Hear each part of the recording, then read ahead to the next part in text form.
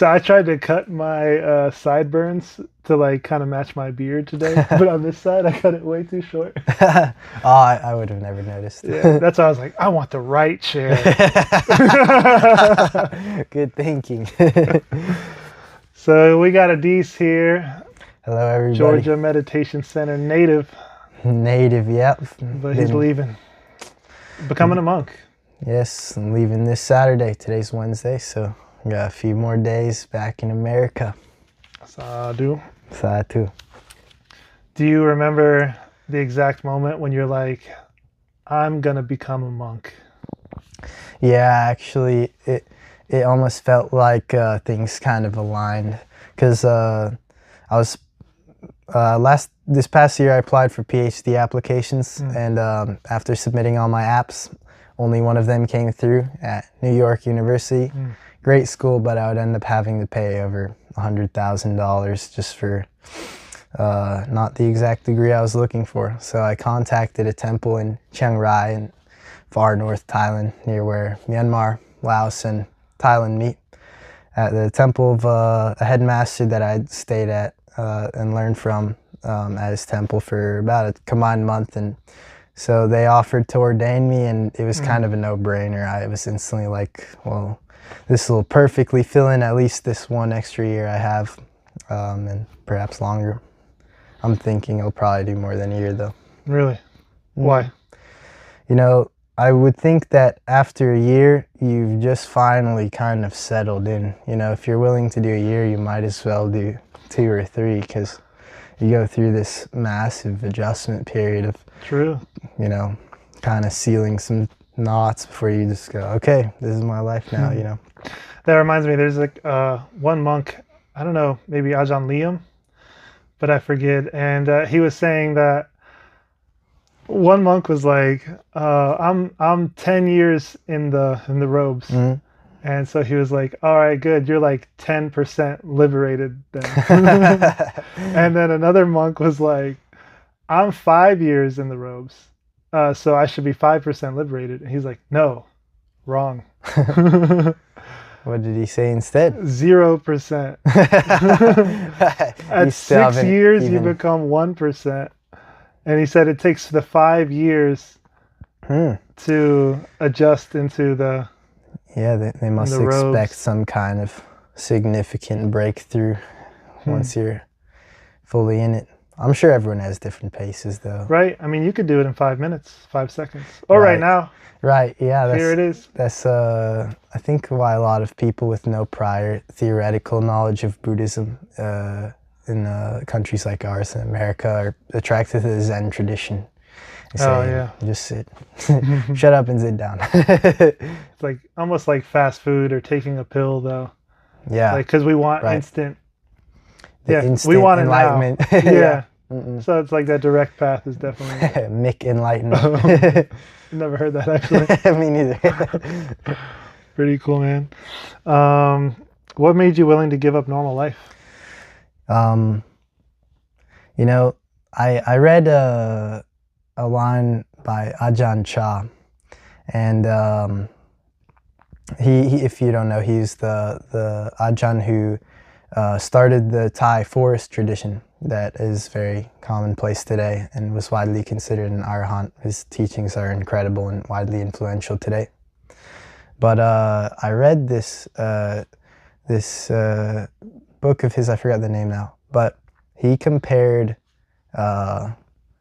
making these mistakes in whether as a monk, but especially in lay life, as like almost like eating meat and grabbing a toothpick, picking out the meat. Then you eat more meat, then you pick the toothpick, pick it out of your teeth, make them clean, and just keep doing this. And I started to, I don't know if frustrated is the word, but I started feeling like whether I get what I like or don't like, it's still not, you know, final. And I just gradually over the years became convinced that there's much, much more beyond, you know, just getting what you want, or even just being okay with what you don't want, you know. There seemed to be something far stranger and far deeper below the surface going on, and I just I'm not satisfied with the surface level explanations of how things work. My curiosity is too strong for me to, you know, accept my current worldview, and I want to deepen it. Sadhu. Sadhu. When it comes to renunciation, it can be quite challenging. Do you practice right now something like giving up baby steps? Is there something that you're like letting go of? You know you're letting go of it. You see it's a challenge, but you're continuing to do so because you want Like something in my liberation. life that a mistake I continue to make, or there could be that. There's giving up of mistakes, which it's like we like to do because we already know they're bad. We're giving up of our bad habits. Yeah. But then sometimes there's giving up of the things that are like really good and that we like to do. And we don't see them as suffering. Yeah. Yeah, things like, you know, the things that we're attached in, we often rejoice in because they bring us, you know, a sense of relief or pleasure. But yeah, the problem is it doesn't last. And once it ends, then we only want more of that thing, or we shift our attention to something else that's either more novel or, you know, maybe just something to try that we might be convinced also has the answers. But really, you know, I'm quite convinced that what everyone wants is a lasting happiness. You know, if I think there's a moment, I feel like, when you're really doing something that brings you a lot of pleasure, where if you watch closely, you might see this flash of a feeling that you wish it could last forever. Okay. You know, like whether that's a delicious meal or even just like a wonderful connection with your grandparents or something. You know, like, I don't know how much time my family has. You know, it could be the last time I see them after I leave. You never know, right? But a few days ago, I visited my grandmother, and she gave me a kiss on the cheek, and I just had this feeling I wish it could last forever, like in that brief moment. And that brings me a lot of sadness. But, you know, like, lay life appears to me as quite binding in a lot of subtle ways of its own, and I think that renunciation is only something that would be traded for something far more worthwhile. But we'll see, and I'll explore this as I go. I love that. Like, we had a conversation the other week. So Ediz is a music producer, so am I. And he's like, I'm gonna miss producing music, making beats as a monk. Yeah, it's a very dear pastime of mine. Music has always been something I either performed or created. It'll definitely be an adjustment, you know. Yeah, but that last line you said reminds me of what helps me give up things, and it's you're only giving up suffering. Yeah, right. Yeah. Like, I think about that, even if it's chocolate, yeah, or making music. We don't see it as suffering because I love making music. That's the first problem. Is it's so tempting to think that these things that bring us pleasure are truly good things. But the thing is, if we don't get them, then we're less satisfied, and we are, in a sense, bound to them. So that's the problem that doesn't quite end unless you take it into your own hands. And then you can only make so much music before you're like, I gotta get out of this studio right now. It can be a meditative process. It can also be a very energizing, and, you know, it's just fun and engaging, and that's true. But I didn't want to dig at it too much or poke at it, but it is fun. But, you know, there's also the fact perhaps. that you know, imagine how much freer you could be to detach from even pleasant sounds. So that even if a bad or unpleasant sound were to take its place, you could still feel satisfaction because you've detached yourself and renounced your attachment to even your ears themselves. And surely that can happen with all 5 sense organs. So, you know, fundamentally, you know, you still get to be creative in your practice, and you can kind of be the instrument in a way. And how you interact with people in your daily life. But, you know, surely it'll be something I look back on and miss a lot. Hmm. You got me curious because as music producers, we know what sounds sweet, and we're drawn to it, and we want to cultivate it, develop it, make it blossom. Mm-hmm. Well So said. constantly looking out for the unpleasant and eliminating it in the auditory environment is like something I do. I don't know if you do the same. Yeah, absolutely. Yeah. So when like somebody slams a locker at the gym, like it's like Yeah. an unpleasant sound has made contact at the ear. Yeah, I remember this temple. It's actually the temple I eventually want to study at in Chiang Rai. Across the lake that it's situated on, there's a section of the year where they are partying every day in a local area. Huge stage, like, you know, you hear like a bass drum every time, boom, boom, boom, boom. I'm already there. You know, I realized that's actually excellent practice. I mean, are you now all of a sudden going to be, you know, bound from practicing well because there's a sound you don't like there? It might make it harder to concentrate, but, you know, this was one of the first times I really noticed that, you know, anything can be your teacher, whether unpleasant or not. And it certainly must be worthwhile. You get to be free from, you know, being pulled in the direction of your ears, telling you what is satisfactory or not. Yeah, because as a music producer, you're trying to fix, you're trying to improve.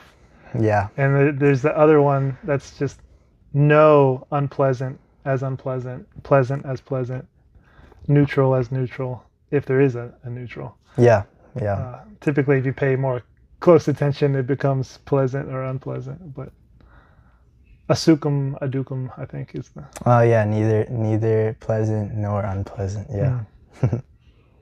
Yeah, let's see what else we got here, man. I enjoy this. What do you think is your hardest attachment to drop?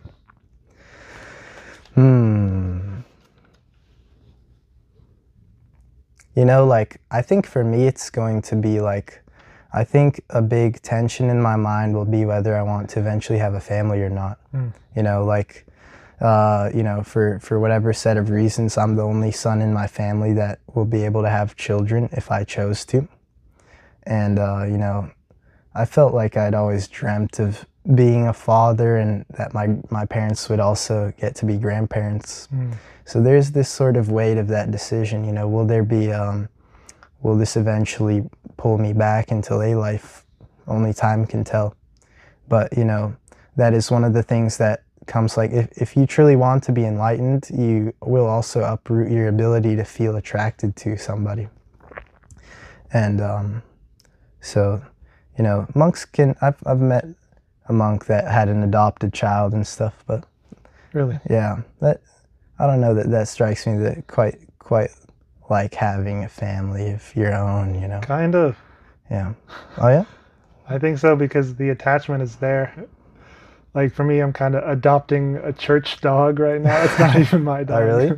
But like I noticed, like when it got some injury on its nose, I felt like my dog is now injured. I need to take care of it. And I can see that, like, even if it's not your biological son, that like you're making those strings and it's pulling on your heartstring. Yeah, I think it's probably something that only like a real arahant could truly get away with, you know. Yeah. Yeah. As long as you, because that's difficult,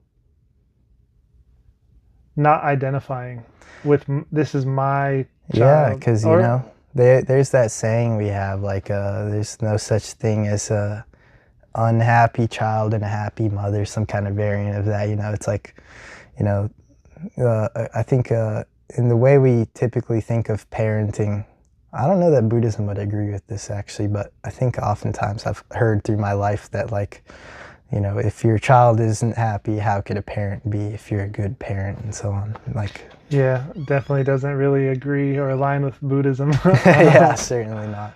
Buddhism is more like you have to be, or it's wise to be, Right. be such in a way where you're not pushed and pulled. You're equanimous. You're the grounding foundation. So you're not gonna Yeah. let those emotions. You might. I think it's you can feel them, but you know they're passing, and you're not going to grasp grasp them. and Yeah. strengthen the story behind them. You just see them as Yeah, pleasant, unpleasant. yeah, I like the way you say it, not strengthen the story. It's something I often remind myself when I feel myself grasping or playing something back in my head. Is just, for me, step one, drop the narrative, you know, stop running the story in your head, get stronger each time. So I like the way you said that. There's also like the adopt the world approach, What's that? which is like everyone's my brother and sister and child and mother. And so that way it's like the world's your family. Yeah, yeah, a lot of religions have that concept too. It seems to be something that us humans, you know, truly want in a person. You know, like Jesus or Buddha is for everyone, right? And within everyone.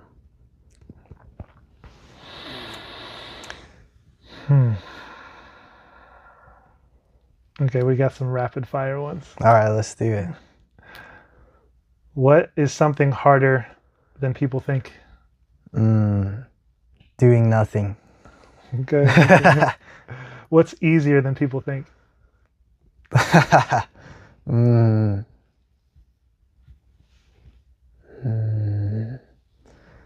What's easier than people think?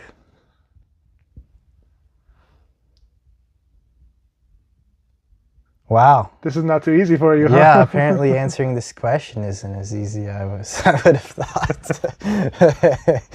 It's actually a great question. What's easier than most people think? Maybe like being kind. You know, like I think that is easier than most might realize. You know, it might take some, you know, adjustment to feel comfortable to let that kind of thing out of you, but you know, it's always there. It's always available for you to do. What a kind thing to say. Oh. What do you think is one book everyone should read? One book everyone should read.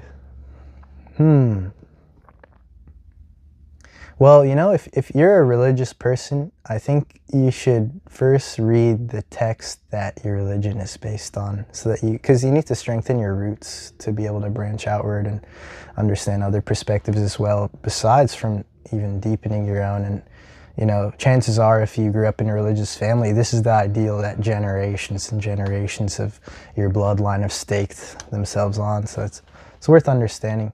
But, you know, like if you're a Buddhist, I think the Dhammapada is an excellent start. It's so stocked with wisdom. And if you just want a good story, I really like Dostoevsky. You'll learn a lot if you listen to that man right. Okay. Listen to him right. I can He's barely great. say his name every time people He's talk great, about it. What's one habit everyone should quit? Anything addictive is a serious, just it's almost like being in mind debt constantly. You know, you should clear that if you can. It's worth the trouble.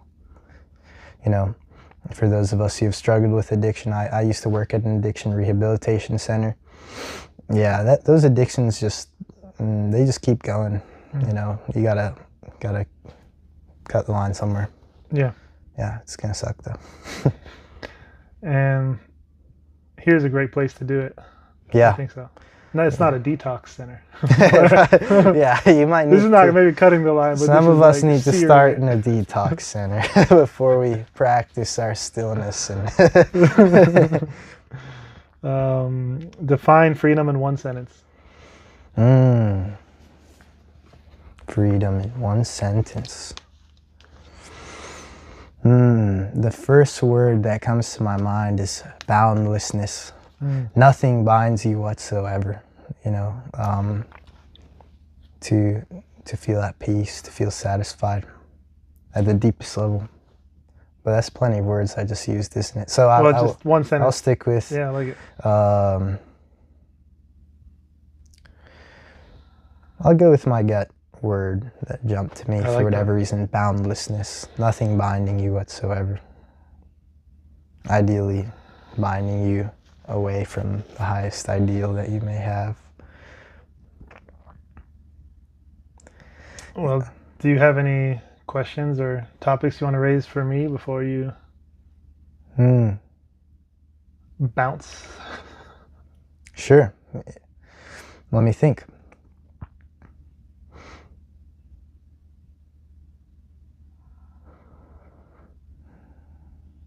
So in these days and in the future, how do you plan to continue deepening your meditation practice?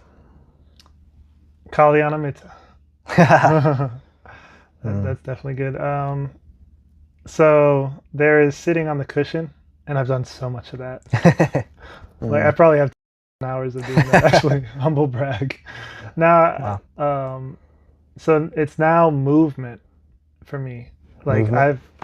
I've sat still and up enough. I still do that. It's still beneficial, but like I'm finding mindfulness in the micro movements of the spine, things like that, and making a movement. So I have the movement of good energy village. Yeah, like keeping that movement. momentum going when we aren't able to sit still. Yeah, that will really add up on it. Like, yeah, while we walk to our meditation mat, right? Yeah. Yeah, that, definitely an opportunity. I remember a monk told me every rains retreat, there'd be some period of it where they would do 8 hours of dynamic meditation. Nice. And just straight in one block, and they just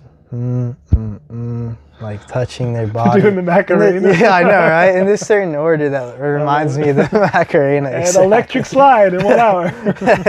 But yeah, I think actually a lot of value can be for sure gained from moving. Yeah. It's something I would like to practice more too. Back and forth, syncing it with the breath.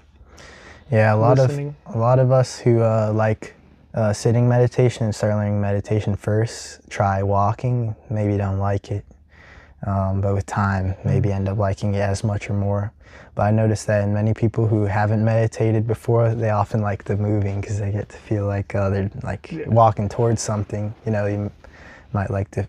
It's funny, like walking meditation. I don't know if you've done much where you're just walking back and forth and catch yourself like, I made it to the end of the wall, as if that means anything. You know, it's always a funny moment for me. Like, wow, I walked to this wall 10 times. It's like, okay. Great. What to do now? Yeah, right. Turn around and do it again. Yeah, exactly. Yeah, I walk the halls in my apartment complex. Oh, very good. Oh, hallways, yeah. Yeah, just nice, good hallway where you can just not even think about. Which is tough because randomly people will show up unless it's real late at night. Yeah. But then it's in my head that anybody could open their door at any time. Yeah, it's just like, yeah, you know, I think that's part of why the Buddha and like, you know, the Satipatthana or Anapanasati suttas would advise that people go somewhere quite desolate so that you can... Secluded. Yeah, secluded, right? You can do anything, you know, so like no one's gonna... Like, it does make it easier. Yeah. Even just knowing that nobody could jump out, or even if you have some profound experience and, you know, maybe tears will come, you don't even have to question whether you might, you know, weird somebody out or something by, you know, strange psychological experience you might be having. It definitely pops in my head sometimes. Mm-hmm. You're doing the weird thing of walking. It reminds me of a story. I forget the Ajahn now again, but there's a lot of them. Yeah, he's been walking meditation in the woods, and this village, they didn't really know about walking meditation. Oh yeah, interesting. And so they were like, "What is he doing, walking back and forth?" And they went to spy on him for like an hour, or maybe 2 hours. And after like 2 hours, they're like, "Are you looking for something?" Because he kept walking back and forth, and they're like, "Can we help you find?" Yeah, it really this diamond or whatever you're looking for. It really does look weird if you don't know what's going on. I remember the first time my parents saw me doing it. My family isn't Buddhist, by the way, but yeah, they saw me walking in my backyard, and they're like, "What are you doing? It looks creepy." It looks creepy. Yeah. What are you looking for? And he responded, What's going "I'm looking for Buddha." Help me find it, and you'll be like, it's like the highest. I don't think he said attainment, but something like that. Buddha. Yeah. Buddha. Yeah. Buddha. I love the tradition of Ajahn Chah I mentioned earlier in the forest monks. They always say this, Buddha. A lot of them like that mantra. Yeah. Yeah, it's a nice one. Do you do the Sama Arahang? Yeah, sometimes, it is associated with the Dhammakaya tradition, but if it brings you peace, it brings you peace. So, sometimes, yeah, it just feels natural, then why not? What are your other go-to techniques? My favorite is Anapanasati. That's the one I did for the longest. Me too. Yeah, I just, I don't know, my mind likes following my breath. And with any meditation, really, I don't know if that's true, any meditation, but, for example, the Buddha, when he teaches mindfulness of breathing, he says, when the breathing in long, I notice the breath is long, breathing short, I notice the breath is short. But he's actually not restricting you to only noticing the length of the breath. If it's short or long, it can be mid-length too, or whatever. He's just trying to give you something for your mind to work with, to become interested in the breath, so it isn't so boring to just sit there and only feel air coming in and out of you.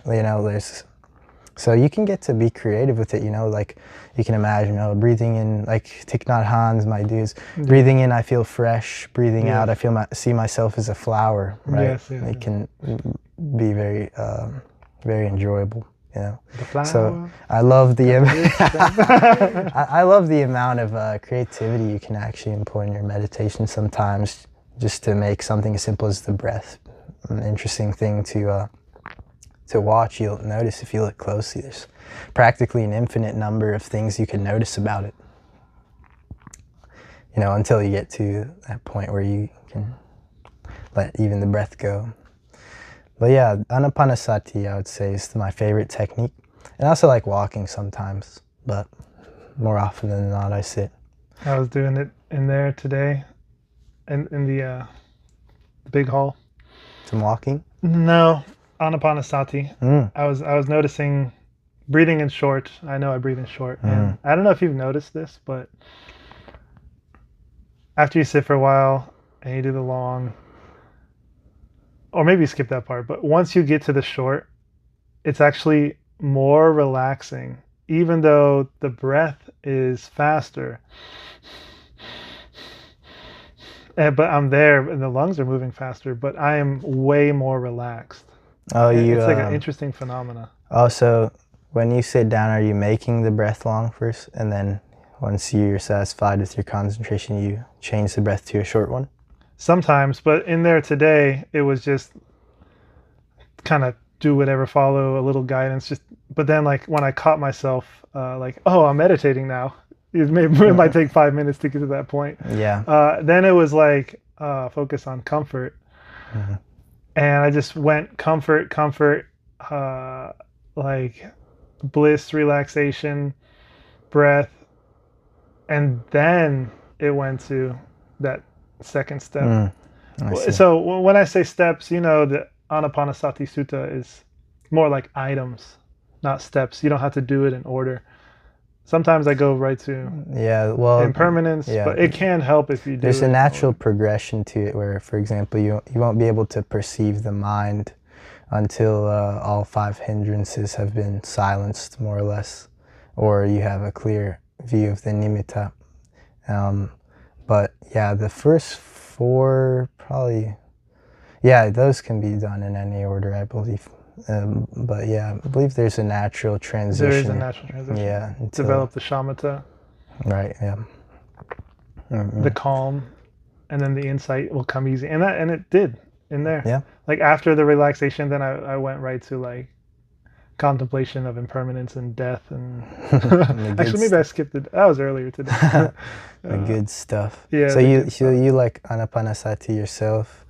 I've also heard you saying Sammarhang sometimes. Is that also a technique you use sometimes? Yeah. Yeah, I'll throw it in there. I threw Yeah. it in there today. Usually it's just for like 30 seconds. Okay. I'm not the kind of guy.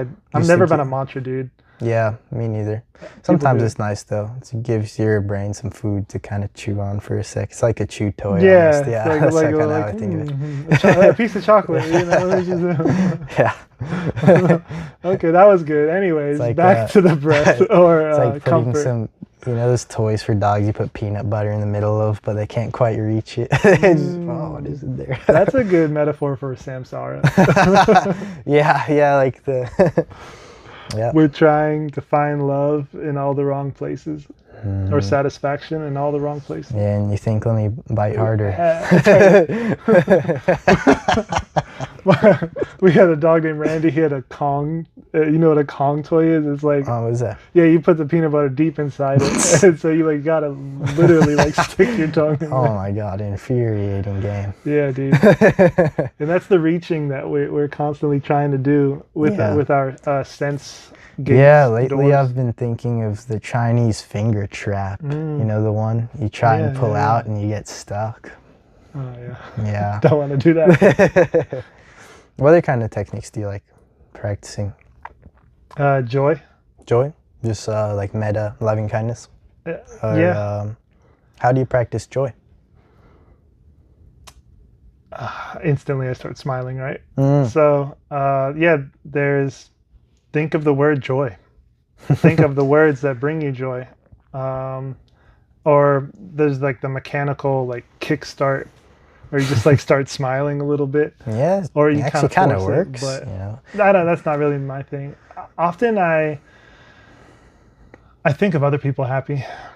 Mm. Like I'll go through everybody and It's also they're a form of meditating. renunciation too, right? Like, you're happy and other people's joy. You're renouncing an attachment to your own because you gain the satisfaction from other people being happy and the pleasure of that for its sake. And it's so Good easy. practice. It's like it's true. I don't have anything to do right now. I'm just enjoying your happiness. Yeah, and all you have to do is smile, like you said too.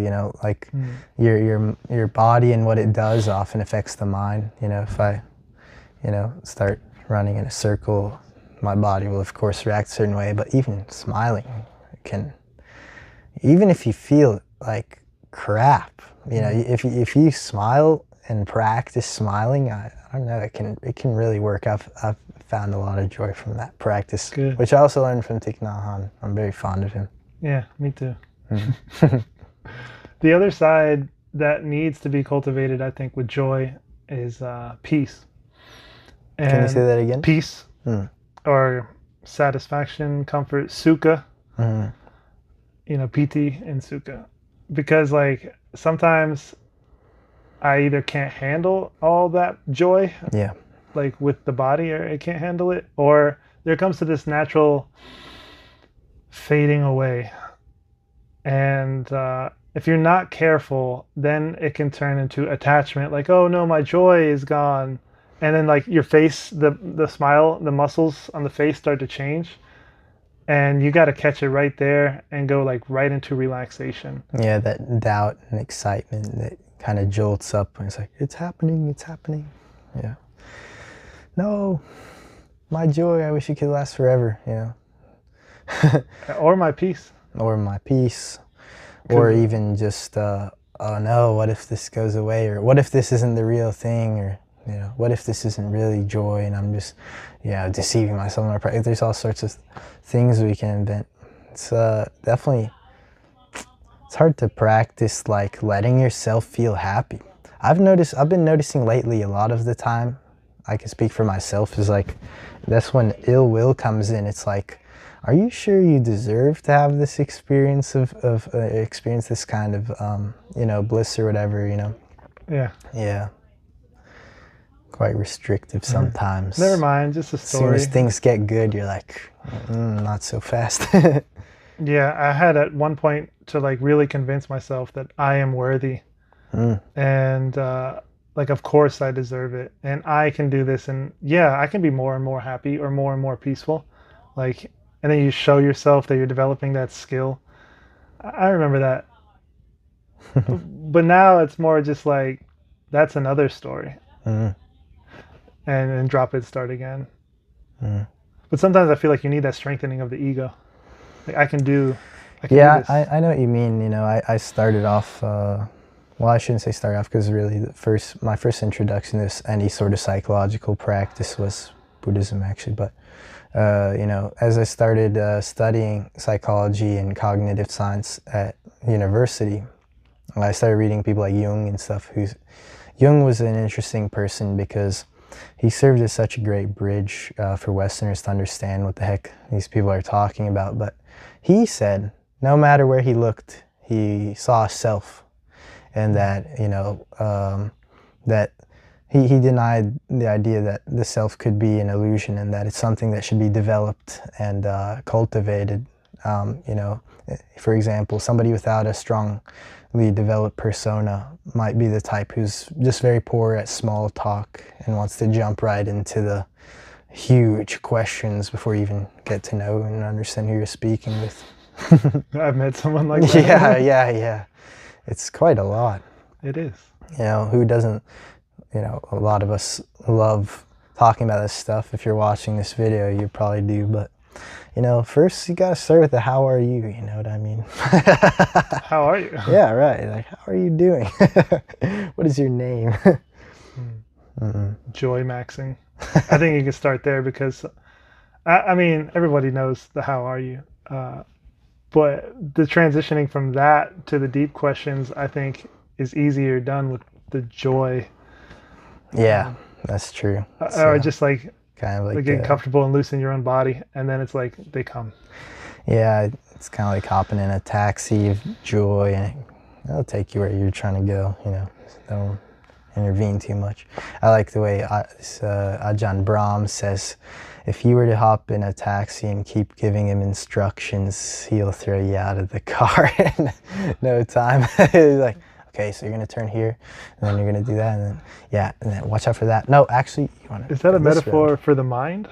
Yeah, he's kind of like hopping in the mind? Yeah, being a control freak, okay. Essentially, is, you know, the context he taught that lesson in. It's like, you don't need to keep telling the driver what to do all the time. You'll drive him crazy. Yeah, that's when I was telling you about this, how it's like a counterbalance to all these techniques we do is the do nothing technique. Yeah. Or the choiceless awareness, just abiding.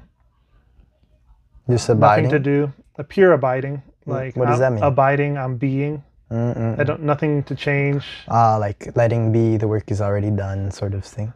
Yeah. Yeah, I understand. Yeah, and it's so like relaxing and wholesome. Like, this is enough. We're good. No need to have a technique right now. Yeah. But maybe in the background you're like, okay, I'm gonna do a little technique. It never kind of. Yeah, you know. Yeah, I also think though that, like, you know, if you get really good at a technique, it'll no longer feel like a technique, if you know what I mean. It's like, you know, your first time driving, you see all these buttons and, you know, it's like, oh, what does this thing do? How do I turn the high beams on? Should I push it forward or backward, you know? Yeah.